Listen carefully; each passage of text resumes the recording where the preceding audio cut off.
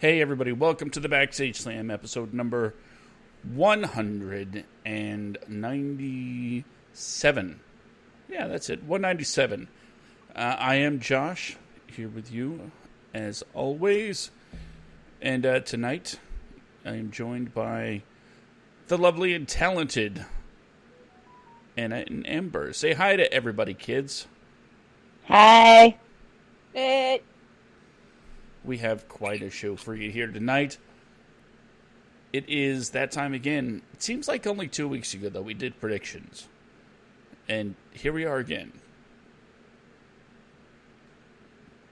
I think it was 2 weeks ago. Doing for NXT TakeOver in your house. Now we're doing it for Backlash. Ooh, how time flies by. But before we get on with everything, let me go ahead and remind you that we are here each and every week, Saturday at 10 p.m. Eastern, 7 Pacific, 8 Mountain, and 4 p.m. Hawaiian, right here, BackstageSlam.com, SemiCorePods.com. There's a Twitch channel if you want to join the conversation. Don't forget to join the Discord at YoBroMMO. And speaking of that, if you want to follow Ben, who hasn't made it to the show yet, you can follow him on Twitter at YoBroMMO. You can follow me on Twitter at SkitComic. And you can follow Anna on Twitter at what? Catwoman13618. Yes, that one. Also, if you're feeling generous and you want to help support the cause, definitely think about going to YoBro MMO Patreon and throwing a buck down, once a month. Just to say, hey, I kind of like what you're doing. So, with all that being said, we'll get to the other plugs later. Does anybody have any news, any headlines that we should be aware of before we get into the predictions? Nobody. We were just talking about it before we went on the air. Wait, is that my cue? That's somebody's cue. Anybody's cue. I got a time delay here in my brain. Yeah, so this week, favorite person, The Advocate, is just now The Advocate. I wonder how that's going to work with Brock Lesnar not really being on Raw. It means Paul Heyman's going to have a lot more free time. For those that don't know, Paul Heyman is no longer the creative director of Raw. WWE made the following announcement: in an effort to streamline our creative process for television, we have consolidated both teams from Raw and SmackDown into one group, and that is going to be led by Mr. I love you, Mr. Bruce Pritchard himself. For the love, Paul Heyman will concentrate on his role as an in-ring performer. But he's not an in-ring performer per se. No, well, he's not a sports entertainer. He talks in the ring. He'll take a very rare bump. He's there. He's there. But yeah, since Brock Lesnar's seldom seen, do you think that at this point they should give him someone else to manage? Give him a second person so he can at least have more of a presence. He'll get a new stable. Yeah, I think he'll get a stable. I would say give him maybe have a little war with MVP and still Bobby Lashley, and get Drew McIntyre and create a little stable. Now, the WWE has had a number of stables over the last few years, but none of them really made much of an impact to be honest. I think the last really big, impactful stable might have been Nexus. Can anybody think of anybody else that's kind of done something? And I don't mean the Shield, because that was, I don't know, I was consider that more of a trio than a, any kind of big group. I mean, like a DX, NWO, Nexus, multiple guys, not Wasn't just the three. Core a spinoff of Nexus? What they were named? Didn't they have a few of the same guys too? The Core or something like that? I think so. Just didn't have the same impact as the Nexus did, and quite frankly, I will say it all day, the Nexus got shafted. Wade Barrett should have been a world champion leading that group. There was so much. Okay, I had to stop myself for a second. I almost said it had so much talent, but then I remembered Ryback was the thing. So, Hey! Hey. What? I liked Ryback. I still like Ryback. Okay. Any Did you not particular reason why? I don't know. I just liked Ryback. And I follow him now still, and I like them. I can't explain why I like some of them, okay? I just do. Hey, that's fair. I said on the Wadcast last night, which you can catch every Friday night at 10 p.m. right here in the same network, Semicore Studios. I went almost a whole hour talking about why you're allowed to like what you like. Because so many times people get really judgy about what other people like when, one, no, it's none of their business. But if somebody wants to stand up and defend their opinion on something, you can't just say you're dumb, you're stupid, you're wrong. You can go, okay, you do you, man. You're allowed to like what you want. But, like, I'm not going to say you're potential. They never like actually.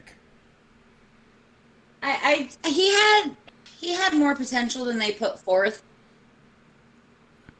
Oh yeah, totally. There was a ton of potential with Ryback, but And they just blew it. I don't know if they're the ones that blew it. Hearing the stories that he himself tells, might have had something to do with it. But that's probably something, a bigger topic that should be broken down at another time. But what we're left with right now is Bruce Pritchard, someone that's been a part of, especially in the 90s, some of the bigger angles, some of the bigger planning that, went into the WWF at the time. Are we expecting to see big changes since he's running both shows now? Because if I'm not mistaken, SmackDown has also had a similar decrease in viewership. No, it's going to stay the same and boring. Yeah, I can't argue. I can't say that you're wrong there. I full disclosure, I have not watched Raw or SmackDown this week. The only wrestling that I've been watching on a regular basis, on a consistent basis, has been NXT and Dynamite. Because, at the very least, it's exciting. You're going to get some good matches. I think I vaguely remember there was a phone call that happened with, networks and Vince McMahon, and he was saying that it had more to do, the drop in viewership had more to do with new talent coming up and not having a good storyline or background as to who they are and where they are at with their storyline. So it's going to take some time for them to develop their character, etc. So we should see an increase in the numbers according to Vince McMahon as they're able to progress as new faces I might say I have to disagree, because if people are watching NXT, then they're kind of seeing the same people being moved up to Raw and SmackDown. I think he should have stayed with there's a pandemic going on, so we don't have an audience, and that's why our viewership numbers are low, rather than going with it's just a talent issue right now. That's just me. Well, if you're just joining us right now, we're talking about slagging ratings in WWE, Paul Heyman losing his job as the runner of Raw, and getting impressions on Bruce Pritchard running Raw and SmackDown. He's going to be the head of creative, or whatever the position's called. He's going to be running both. Ben, why don't you chime in with your 2 cents on this whole situation? I don't expect things to change anytime soon. I wasn't too keen on Bruce Pritchard running SmackDown, especially before the pandemic. When they start running with crowds again, I do expect to see a little bit more viewership numbers go up, but I don't expect the quality to go up. It's, it's WWE. You don't. I don't expect any changes to the brand quality wise until Vince McMahon is no longer in charge. And by the way, sorry I'm late. There was a traffic jam. It's okay. It's okay. We're going to dock you your pay for the amount of time you were late. 25 cents. That's just how it goes. But Amber did bring up a really interesting point about, audience and blaming everything but the actual problems going on behind the scenes. Do you think there will be a time when there will be accountability when it comes to management? I mean, it is a publicly, traded company. Well, yeah. Of course. Like I said, until Vince McMahon is no longer being the end all be all, I don't expect any changes. But at the same time, this pandemic has cost him hundreds of millions of dollars, which is why he is possibly thinking about selling WWE, which his kids are not too, keen with. I know Triple H does not want that to happen. Everybody expects him to hand the keys over to the kingdom. But I don't know. It's very unpredictable right now. Until things go back to normal, we should see. That is an interesting thought, though. Vince McMahon selling WWE. Triple H, like you said, probably doesn't want to, really entertain the notion of selling the company, because it seems like his whole life was being built around and groomed towards running the company. So if it was sold, the chances of him taking over, you think they're reduced? Say, just if Disney buys the WWE, because God knows they own already so much of my childhood, it would not surprise me in the least to have them add this to their portfolio as well. Do you think Disney puts Triple H in charge of running it? Well, if you look at some of the other stuff that Disney may be in the running for, they might be able to purchase the XFL. We will find out who will be purchasing the XFL in exactly 28 days. But, I certainly think WWE can run with Disney owning it. if you take a look at everything that Disney owns on ESPN, with all with the sports network and everything that they have on there, they certainly can do it. But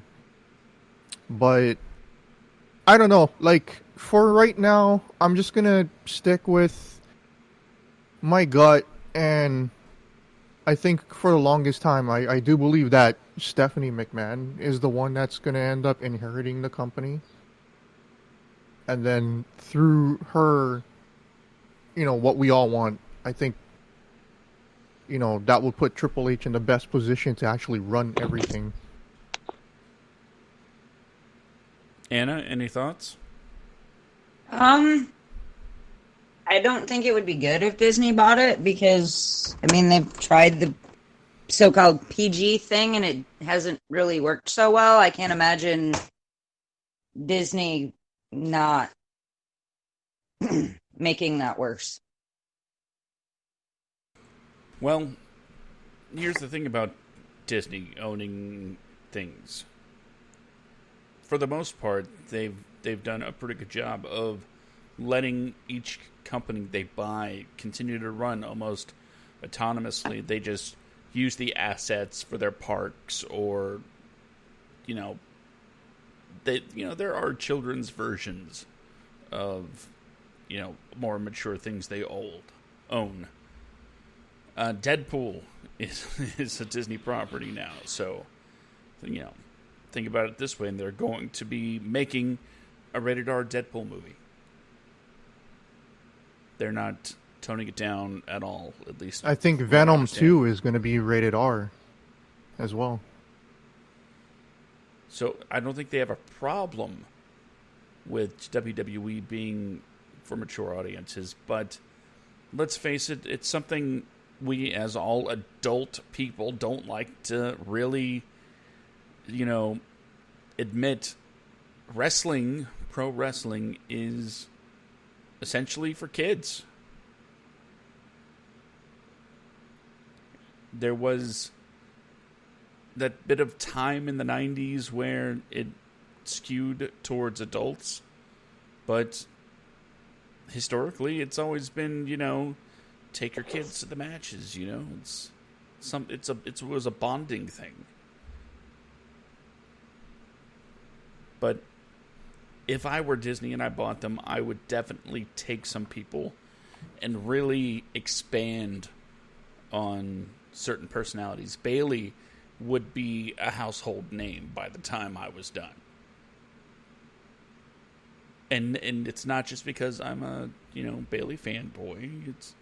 It's because the hugger, I believe, is very marketable for kids, and WWE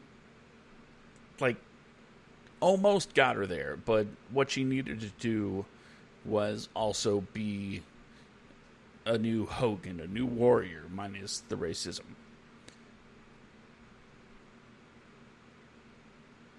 Okay. So now that we have, we got our little preliminary out of the way, how about we talk some Backlash?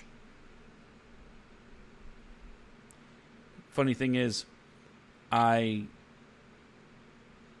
was thinking about, what are we going to talk about on the show today? And then I get this notification from, I have that WWE collector's card app, where you can collect trading cards on your phone. And it told me Backlash is tomorrow. And I was like, whoa, that was quick. I was not expecting it to be this weekend. But here we are. It's Backlash. And I don't know about you guys, but on paper, it doesn't look bad. We've definitely seen worse cards. We've seen worse cards this year. The card has been the same for almost 2 weeks, which is pretty shocking because unless they add something last minute, the same 7 matches that we've had for almost 2 weeks are still the same, and they didn't add anything for the go-home shows this week, which is pretty shocking. And I think it's good. Yeah, we got 7 matches, and the so-called greatest match ever between Edge and Randy Orton is going to be a cinematic pre-recorded match. So, yeah, Really? I did not know that. yeah. Well, you know, the best thing that WWE has done with the in the pandemic era of wrestling is that all of their pay-per-views have been 3 hours or less. They've been pretty short. So that really did, at least for my eyes, up the quality a little bit. But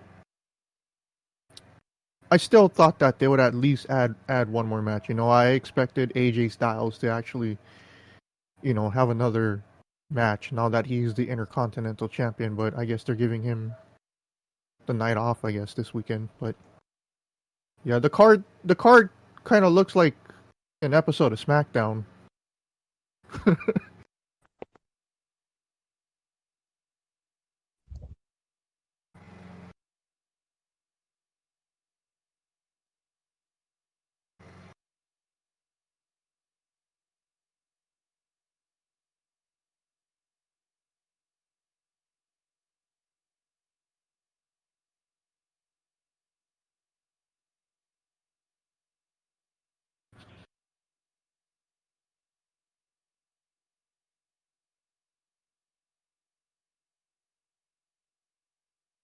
Yeah.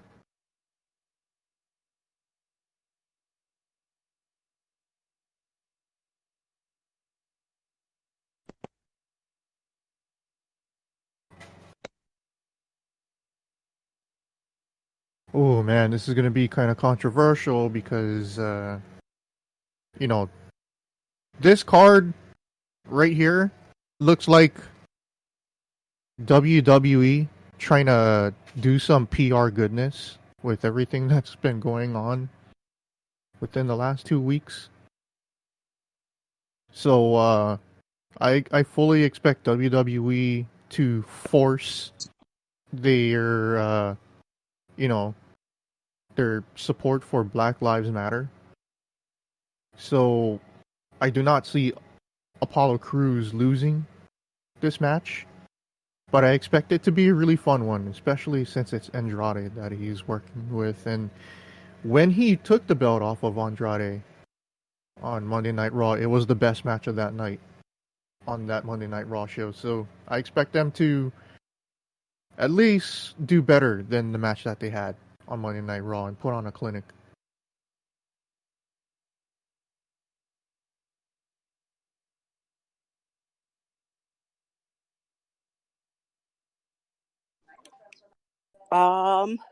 Crap. No, Ben's got a good point, so I might have a little reconsidering. I actually went with them giving it back to Andrade and making the mistake of taking it off of having him, what was the point of giving it to him if he's just going to keep losing it? Like, these short runs aren't really helping people. They're not really developing them. He's already had, his run with it. Let somebody else have it. If you're supposed to be making Andrade kind of a main event player, you don't want him to keep having the United States Championship. That kind of ruins him being a main event player. He's got to be able to move up. So I was thinking he was going to actually take it, and they were going to kind of ruin him and the Apollo at the same time with a short run. But Ben's got a good point, so I don't know. I'm on the fence.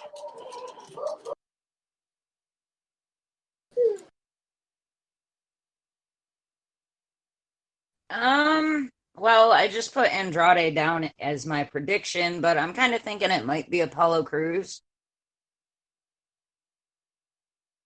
And I'm not sure why it just changed, but besides listening to Amber and Ben, but I think it would be the logical choice, so I don't know.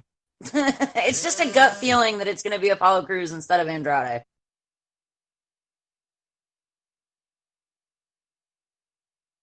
But I went with Andrade because I like Andrade.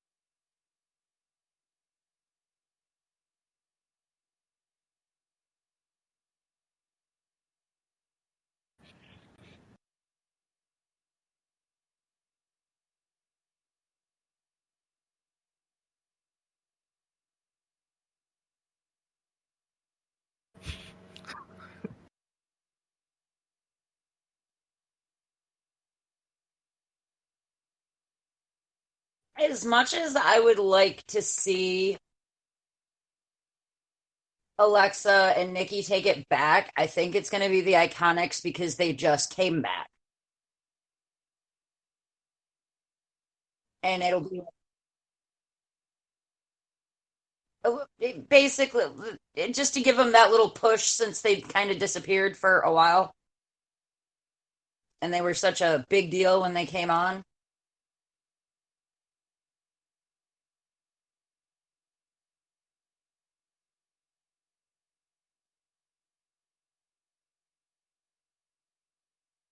I was just writing it out.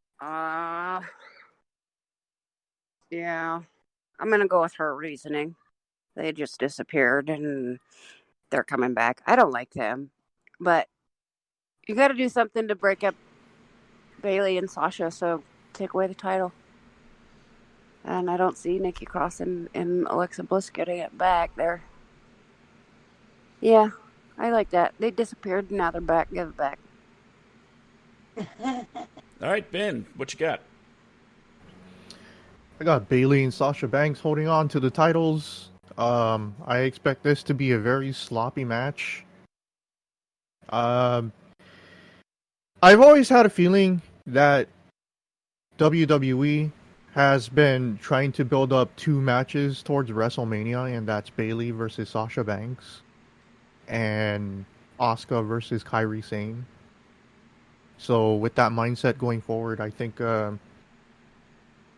if the pandemic didn't happen, I think Bailey and Sasha would have won the titles earlier and then end up losing it, causing their feud to go into SummerSlam and have their SummerSlam main event SummerSlam. But now, with the way that things are, especially everything that we've read in the news over the past couple of months, that they're postponing Bailey and Sasha's, should I say, breakup for the 100th time.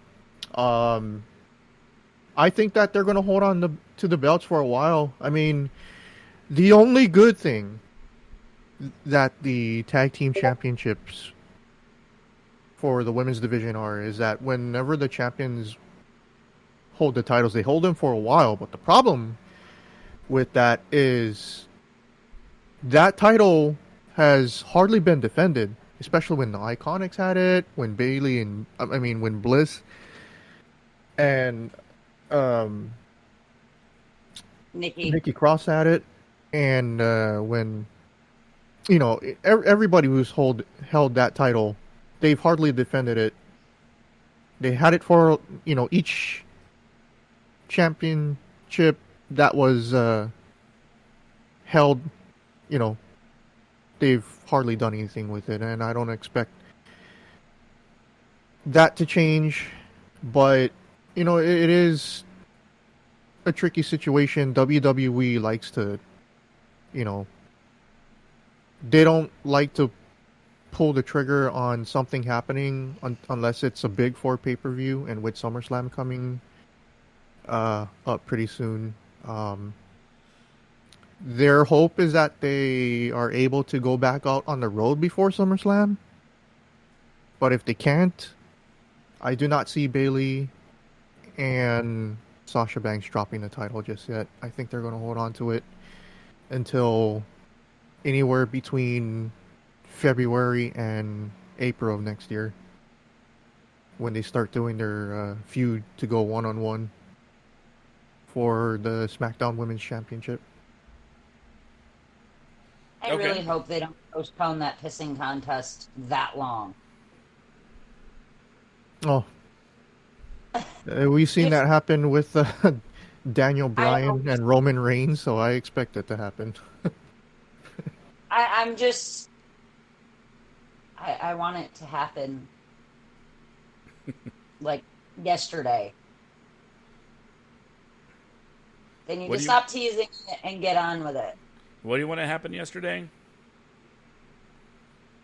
I wanted the feud to happen like months ago when they first started teasing it. And it's just like, oh no, we're still best friends. Oh my God. But remember, what do you call that? Sasha Banks walked out on the company for a little bit, and they sidelined her for 3 months. And then when she came back, she had that new blue hair attitude and all that stuff. And they ended up upgrading, or should I say, they ended up giving her more money. I don't know why. When AEW went on to TV last October, that really opened up her eyes.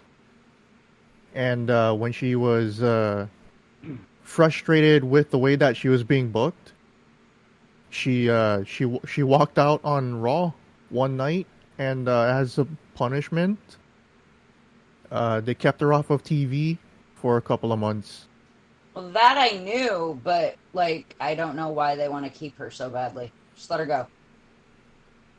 Same reason they've, extended or given so many other people more money, just so they don't go somewhere else. Like her or not, Sasha moves merchandise. Yeah, like I said, I think the pandemic threw everything off for every company and what they wanted to do, creative wise. Now, in this particular match, I'm in a very tough spot here, Ben. You know what my problem is.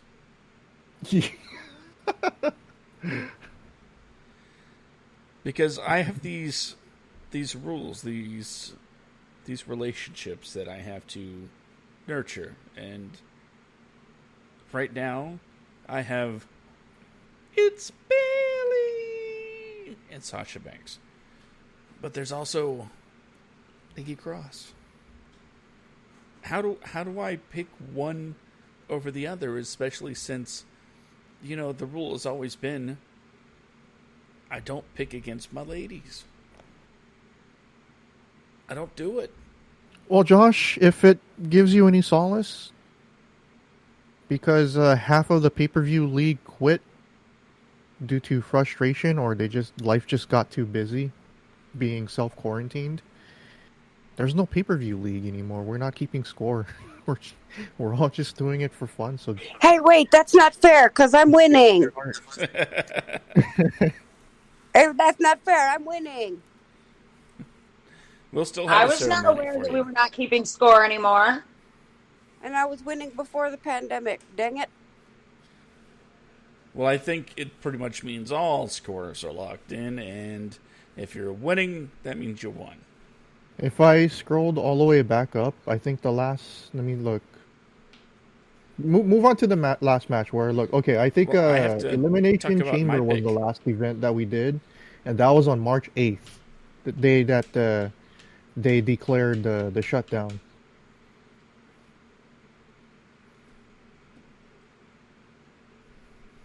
So yeah, for 3 months I haven't posted official scores because it's only been us four and Ash. Well, Ash only participated in one of the last three. So it's only been the four of us these last couple of months. And your point? My point is I still need to make my pick. Yeah, Josh, who you picking? Which lady are you going with? Well, long story short, since I can't see myself, turning my ladies against each other, I'm just going to have to go with my buddy's girl and her buddy in the Iconics. The reason being, right now, Bayley holds the WWE SmackDown Women's Championship. She does not need the tag team title going into SummerSlam. So now's the good time to put it on the Iconics. That frees up Bayley to be the women's division leader and only have the one title to contend with, rather than trying to make the tag team titles relevant for SummerSlam. Billie Kay, Peyton Royce, I would personally like to see them take on a different team than Alexa Bliss and Nikki Cross. Both Alexa and Nikki are more than capable of being singles contenders for, any of the women's championships. So I would rather see Bayley, Alexa, and Nikki in singles feuds. Sasha, I think, is doing a fine job being in Bayley's corner, but I don't know. I don't see her in any kind of position. Maybe they put her in a triple threat with Bayley, but I see the Iconics walking out with this one, and that way neither Bayley nor Nikki can be cross with me. See what I did there? Okay, next up, Jeff Hardy versus Sheamus. Amber, we're going to start off with you this time. I put Jeff Hardy just because I really hate this storyline and what they're doing. Not only have they done it like 3 other times, maybe 2 other times. What was it? WCW and Tommy Dreamer and Shawn Michaels. And I think there was one other time I can remember where they did real life situation and tossing of apple juice. But I don't like doing. I mean, he still has these charges hanging over his head, so he might end up in jail, and that contract don't matter. But wait, what charges? Who? Wait, what? Jeff Hardy still has a pending DUI charge that hasn't resolved itself. So, okay.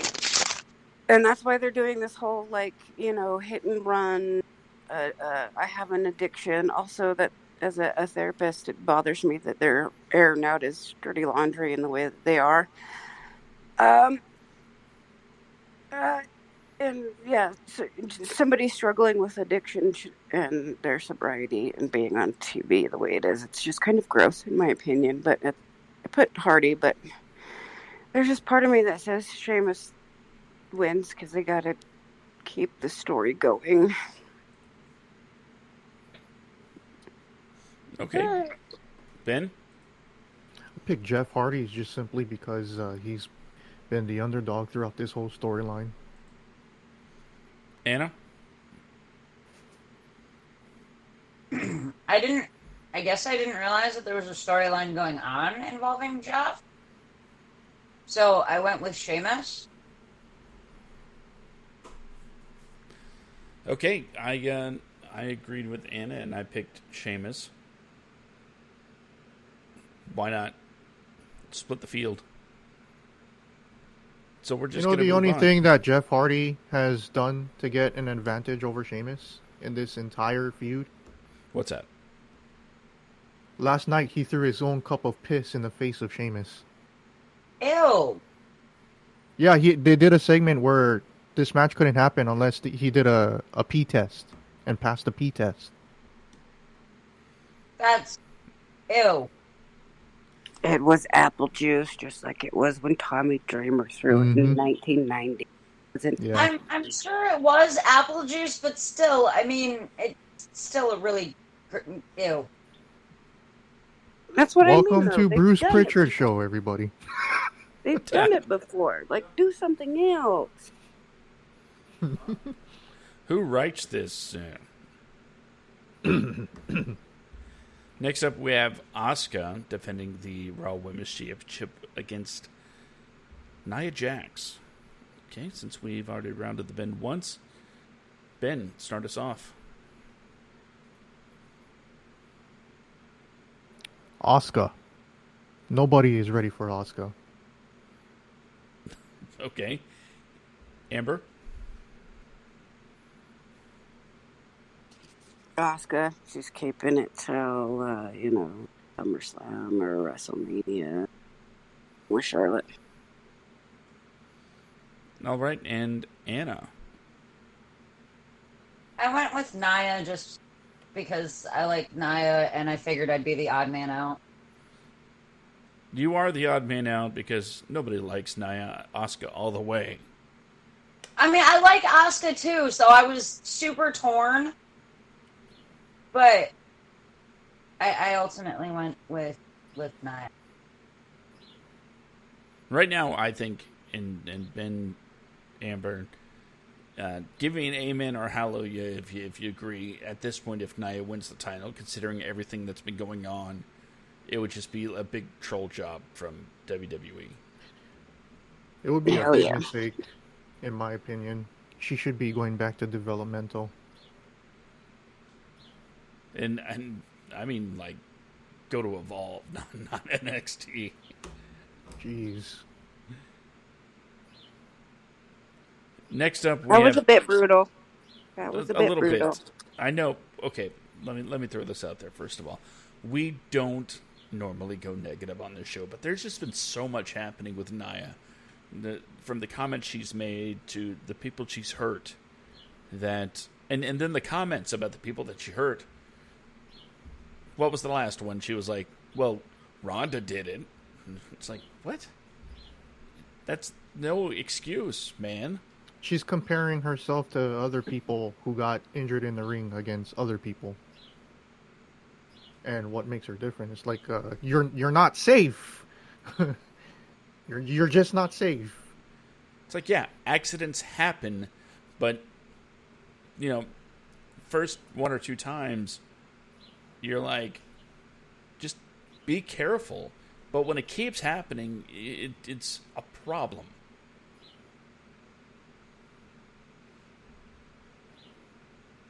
Am I wrong about this?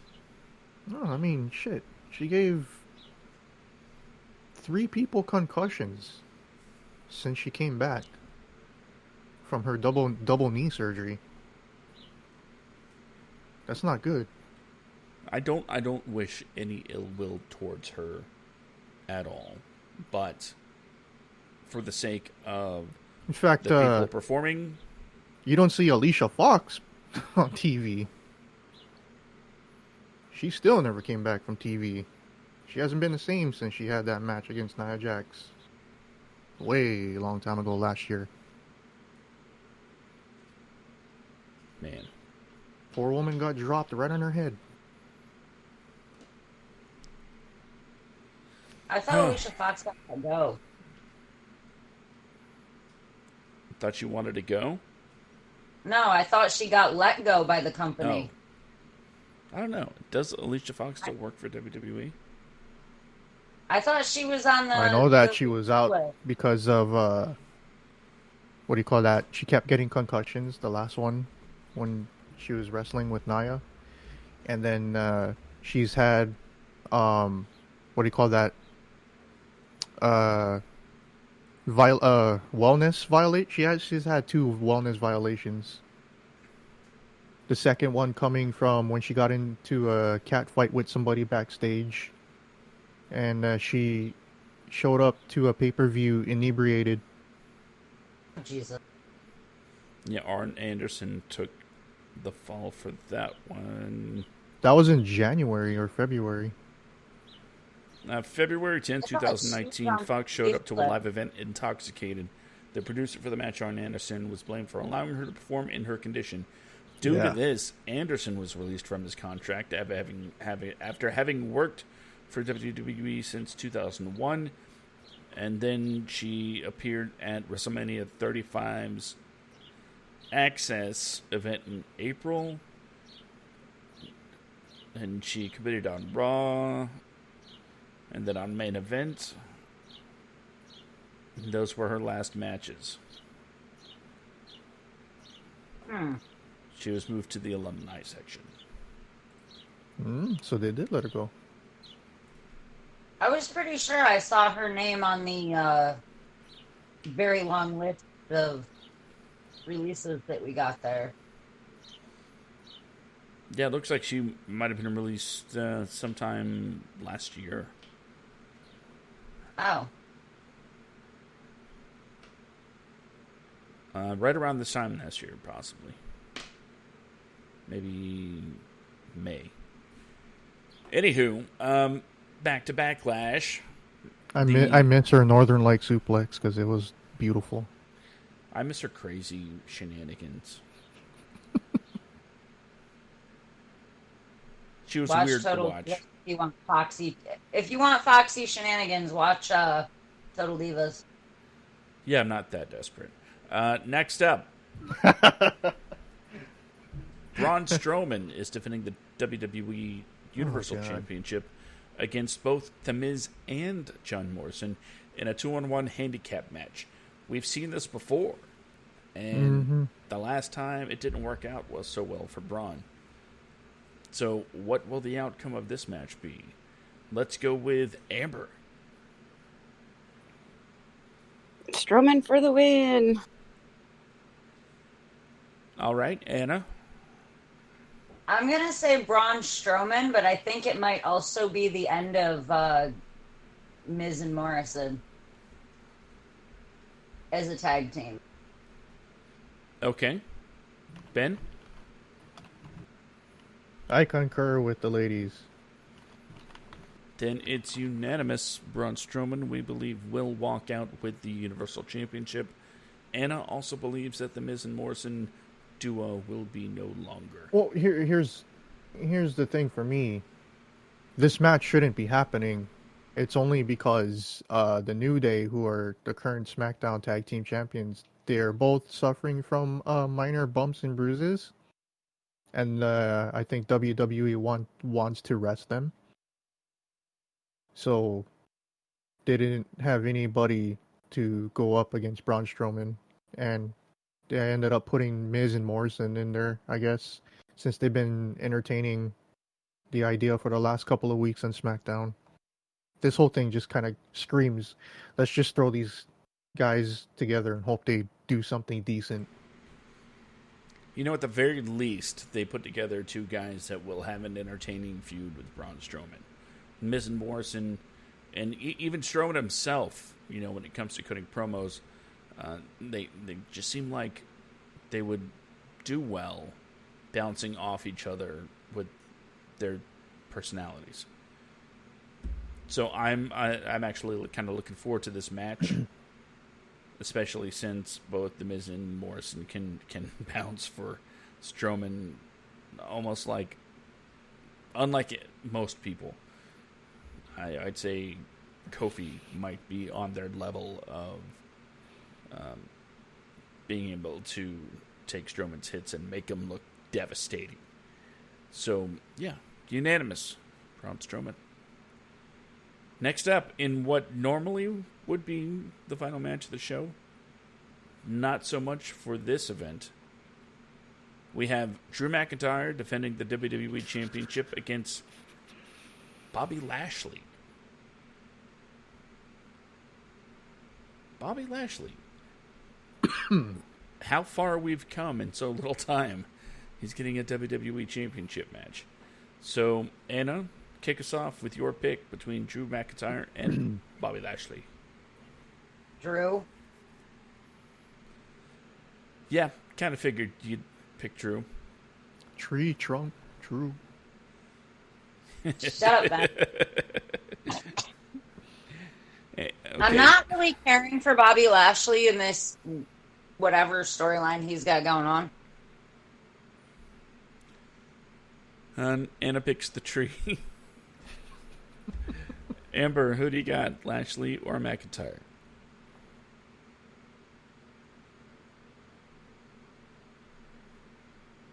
Well, I was just thinking about it. This totally sucks now. I don't want to see them take it from Drew McIntyre because I think he should have it and should have it for a while. But if they are going to make Bobby Lashley and Brock Lesnar happen, he needs to look dominating, and they've had him be dominating for the last little bit.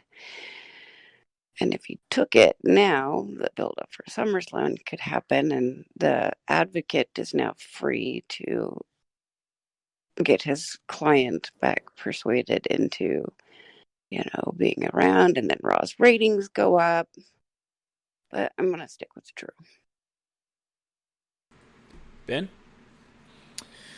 Man, I certainly hope that Drew McIntyre wins, but I fully expect WWE try to ride the coattails of the social media PC choo-choo train. And that's why I think they're going to force Bobby Lashley down our throats like they did with Jinder Mahal. And ruin someone else's run just because of stuff going on outside the company. WWE trying to be in the good graces of the public. So I'm going to pick Bobby Lashley, even though I don't hope he wins. Well, I am picking Drew McIntyre because when it comes to the things you were saying, Ben, there is one very important fact to remember.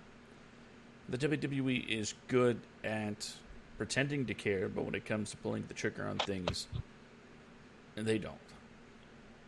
Jinder Mahal was to sell tickets in India, but rather than make him a babyface so the people in India would have a reason to cheer him, they made him the most useless champion, I'd say, almost ever. I'm pretty sure if there was a top 10 list, Jinder Mahal's up there as one of the most useless champions of all time.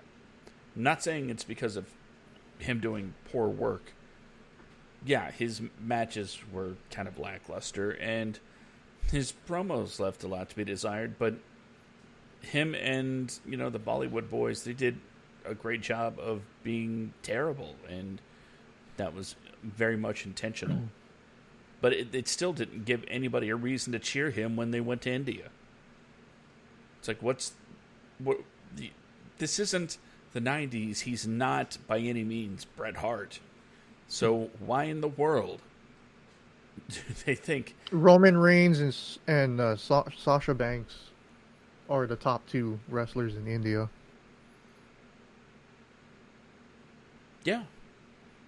Yeah, and they like to do the traditional, cheer the good guy, boo the bad guy. You can't try to bizarre world this, as they said, and make people turn Jinder Mahal into Bret Hart. Have JR saying, why are they cheering Jinder? He's the bad guy. Well, this is bizarre world. No. Doesn't work like that. Bret got cheered because Bret was a proud Canadian, and that's why he was the bad guy. He was touting how great Canada is, and the other thing he is a great wrestler. So, yeah, Canadians are going to cheer him. Jinder might have, talked about how India is awesome, but he didn't back it up by being a badass. So, who cares if he's quote unquote going home? By the way, he's Canadian. They just did not give the people of India any reason to cheer him. And just like I don't believe they're going to pull the trigger on Bobby Lashley becoming champion because it would be absolutely pointless. I pick Drew all day long. Finally, we're going to be able to finally see once and for all the undisputed greatest match of all time. Sorry if if it sounded like I was laughing, because I wasn't. This is seriously going to be the greatest match. Excuse me. The greatest match of all time. Edge. You having a little trouble there, Josh? Just a little bit. You know, Okay. Dry throat. Yes. Edge versus Randy Orton in the greatest match of All time. yeah, what she said. Ben, help us get through this hype machine. What's the deal with Edge and Randy Orton? Well, this is a continuation of their WrestleMania storyline.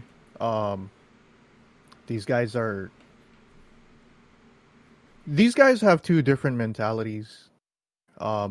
Edge is in the middle of a comeback. He knows his time in the ring is limited because now he's a bona fide TV star. Yeah, he's now has a main role on the TV show Vikings now, and he has other stuff coming up in the works. He also has a movie coming out, and he's currently shooting another film. So this all intents is a farewell tour for Edge. I expect him to win in this match. Randy Orton has been defending the old guard.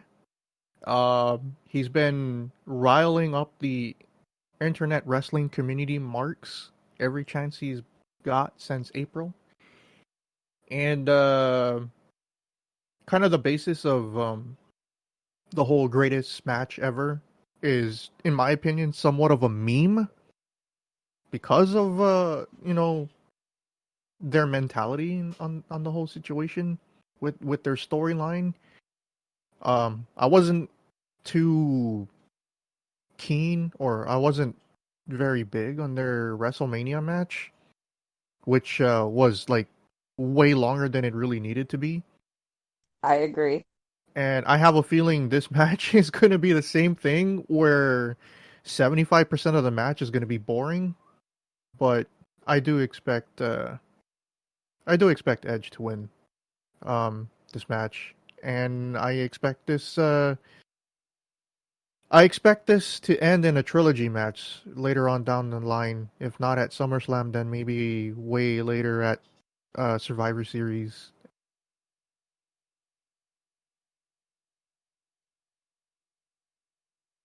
And since this is a pre-recorded cinematic match, I do think that this will end up closing the show. No doubt. That's why they keep promoting it as being as big. I can't go anywhere online without seeing Edge versus Randy Orton in the greatest match ever. So, Amber, what are your thoughts? I would love it if the match was like done in under 30 seconds and they both get mobbed by like, I don't know, someone, and the match doesn't happen at all. And then that's how they make it a trilogy, because the greatest match never happened, because it shouldn't happen, because it's just a horrible marquee to put out there. So that's what I'm hoping for. Like, I thought you were going to say something else. The pre-show, and it's done in like 30 seconds, not the end of the show. Like, I thought you were alluding to something else when you said that somebody's going to come in and screw up their match, because it's like, she going to, does she want rated RKO back for one more tag team run? Ben's he's following my train of thought here. You're tracking. You might be a little bit off, but you're tracking. but I got Edge right now. But I sensed something fishy. Anna? I'm kind of liking where the way Amber was going with that. I'm also like, okay, wait a minute, the return of Rated RKO. This could be this could be interesting. So, I mean, I went with Edge because it would be kind of a terrible comeback if he were to, all of a sudden lose. But if they're going to go with a trilogy fight kind of thing, maybe he has to lose and then he has to prove himself or something like that. If that makes sense. Does that make sense? It makes sense. Okay. No, I just realized that when I made my pick, I put down Edge versus Randy Orton. I didn't actually pick somebody.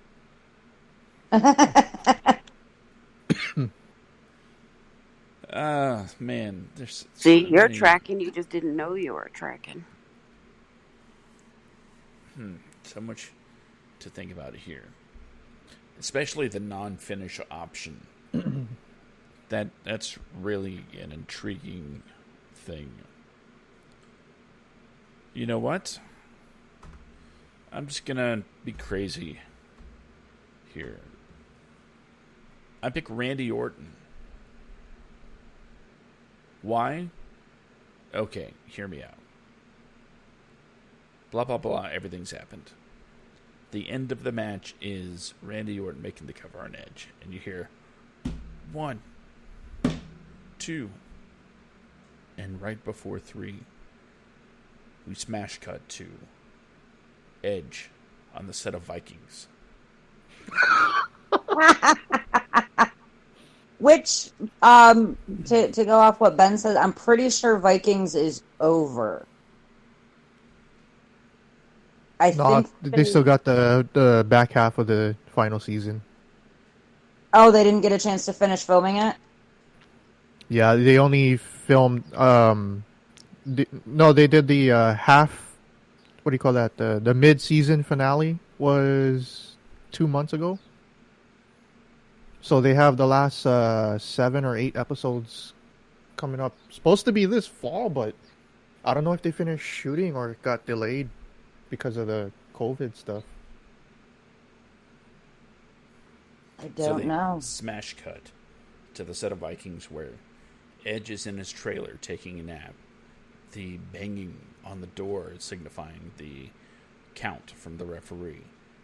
And as soon as the last slap hits, Edge is startled awake. And someone says, "You needed on set, Mr. Copeland."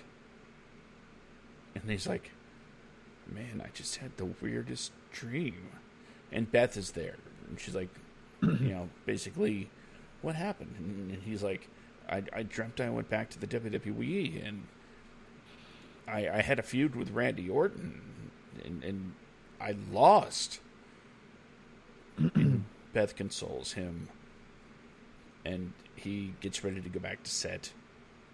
And he looks back at the camera and he's like, "It was a dream, right?"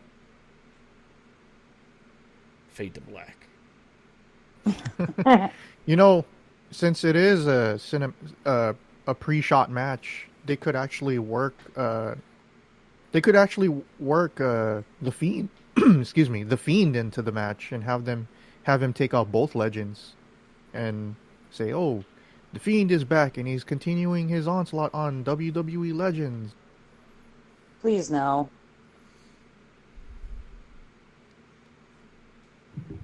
You hear a cryptic laugh. Telling you, it's gonna be a non-finish. Bray Wyatt's like, Gonna happen. "Yes, Edge, it was just a dream."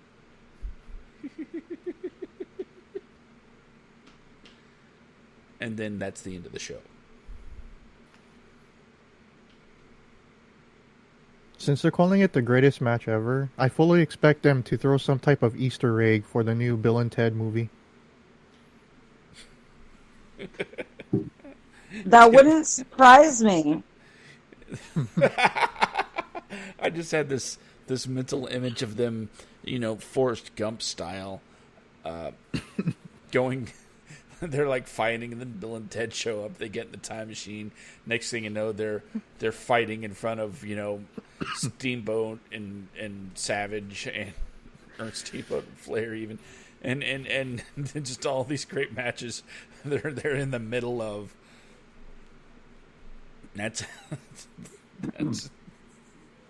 Oh, come on! I can't be the only one think that's just hilarious. Or you remember when Undertaker was in Hulk Hogan's movie Suburban Commando as one of the alien commandos? Yeah, it was before. It was and then have Undertaker, like, they ended up Edge and Orton end up wrestling and end up ripping a wormhole somehow with really cheesy, crappy special effects. Then they end up in the background. It's green screen and it's the Suburban Commando movie. And then in the middle of the scene where the Undertaker is chasing Hogan, the Undertaker dubs over his own voice and says, "You're in my yard now." And before he blasts both Edge and Orton, they end up slipstreaming back to reality.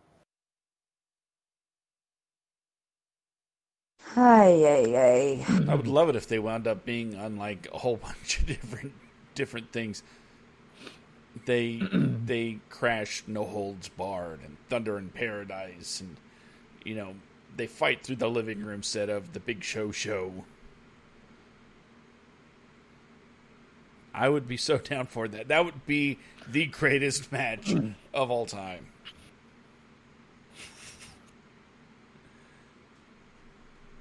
Okay, I guess I'm standing on that one, or as Vince would say, I'm dying on this hill alone. Whew. With that being said, I gotta get a t-shirt that says that. I say it all the time. That was Backlash. That was our predictions for Backlash.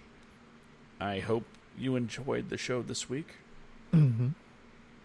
It's been quite a blast thinking about what could be when it comes to tomorrow's show. One more thing I need to add before you go. What? New Japan Pro Wrestling is officially back tomorrow night with the new with the Together Project special card. Will be it's good. It's a small little card. They will announce the card at the beginning of the show, and then they officially get back to action on late Monday or early Tuesday morning for you guys in the East Coast over there with the New Japan Cup 2020. Jumping right into New Japan Cup. Yep, they're jumping straight into the New Japan Cup. Okay. We might have to do some sort of special edition before that airs, just so we could talk about it a little bit more. Yeah, I posted the bracket in Discord. We can do a small little show for that tomorrow, I guess. We'll make plans. All right. But until next time. By the way, I got all the plugs in at the beginning of the show. The Twitters and Patreons and Discords and whatnot. Sweet. That means there's only one thing left to do. And you know what that is? Ben? Bye, y'all. Oh, you guys.